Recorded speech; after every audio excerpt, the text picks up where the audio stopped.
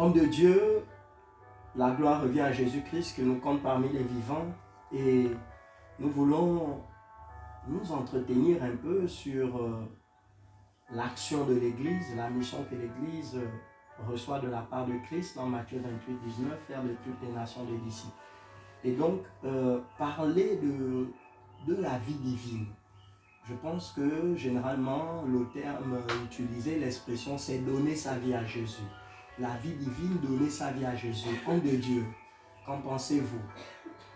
D'accord, merci homme de Dieu. Que le Seigneur Jésus-Christ nous fasse encore grâce. Amen. Et la Bible dit que nous serons, Paul, renouvelés par l'intelligence. Aujourd'hui, le renouvellement de l'intelligence nous apporte une connaissance assez parfaite. Revenir sur les textes pour déjà dire que ce langage de donner sa vie à Christ est un lapsus de langage. On pourrait dire la langue française. Au pire, nous allons même dire que c'est une abomination. Parce qu'aucun homme sur la terre, qui qu'il soit, ne peut donner sa vie à Christ. C'est un lapsus de langage qui, n'est-ce pas, a été causé par la traduction de la langue française. Aucun homme, je dis bien aucun homme, nous pouvons revenir dans, n'est-ce pas, la Genèse. On comprend tout de suite dans le livre de Genèse, chapitre 3, à partir des versets 17 à 24, que après que l'homme eut péché, a désobéi, parce que le péché c'est la somme de la désobéissance. Après que l'homme ait désobéi à Dieu, il a reçu une sentence, donc une séparation. Tel un fils qui a désobéi à son père, le père lui a privé de certains privilèges. À partir de là, l'homme a été maudit sur la terre, sur la sémence. Il est mort de manière promotionnelle, de manière matérielle, de manière de bénédiction spirituelle, Séparé avec Dieu. Séparé avec Dieu, avec de tout bien qu'un père pouvait transmettre à son fils.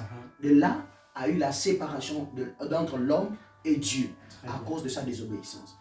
Et la Bible nous enseigne, selon le livre de, n'est-ce pas, Romains 3, le verset 23, il déclare, je vais d'abord revenir sur celui, n'est-ce pas, la conversion dans le livre de Jean 3, le verset 16, qui déclare que Dieu a tant aimé le monde qu'il a donné son Fils unique afin qu'il croit en lui, ne périsse point, mais qu'il ait la vie éternelle.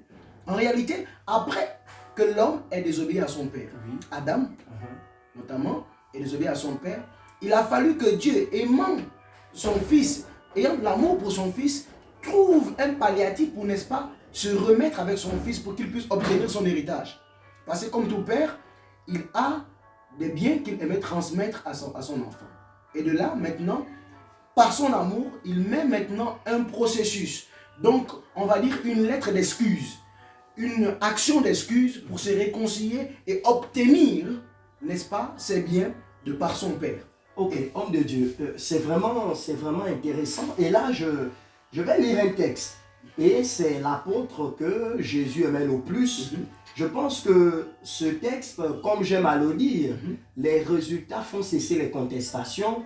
Et je vais lire ce texte, c'est l'épître de Jean, 1 Jean, le chapitre 5, le verset 12. Voici ce que l'apôtre Jean atteste. Celui qui a le Fils a la vie. Très bien. Celui qui n'a pas le Fils de Dieu n'a pas la vie. Très bien. Or, si on reste dans le contexte de donner sa vie à Jésus, ça sous-entend qu'au préalable, il y a une vie sans Jésus et il y a encore cette vie sans Jésus que l'on vient donner à Jésus. En fait, j'essaie même de donner un sens à cette expression, mais en réalité, c'est réellement une abomination divine. Parce que le texte est clair. Celui qui n'a pas le Fils, Jésus-Christ, il n'a pas la vie.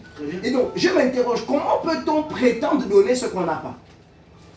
Et là, je pense que c'est le même Jean qui dit dans son premier chapitre, en parlant de la parole qui est la personne de Jésus, parce que le verset 14 de Jean chapitre 1 dit que la parole a été faite chair, donc la personne de Jésus. Et ce qui m'intéresse, c'est le verset 4. Jean chapitre 1, le verset 4. La Bible dit ceci, en elle, la parole, la personne de Jésus, en elle était la vie. Ça veut dire, depuis le commencement, depuis le livre de la Genèse, voilà, avant que Dieu, tant que Dieu n'avait rien dit, tant qu'il n'avait pas utilisé la parole, tout était informe et vide. Vide, donc en absence de vie. Et là, Jean est clair, à nouveau, il dit qu'en elle était la vie, la personne de Jésus. Et la vie était la lumière des hommes. Et donc, à côté